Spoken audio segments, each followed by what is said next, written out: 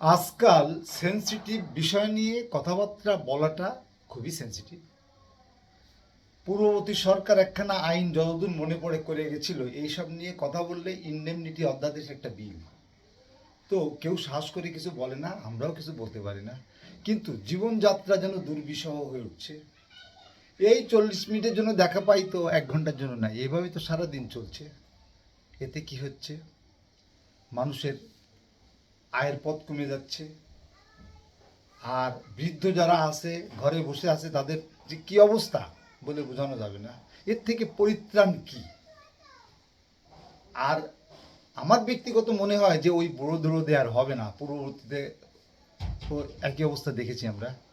অতএব ইয়াং কাউকে দেখা দেওয়া হোক যে র্যাপিড অ্যাকশন নিতে পারে। যদিবা যে ব্যাপার নিয়ে আমি কথা বলছি সেটা খুব খুব ব্যয়বহুল একটা ব্যাপার।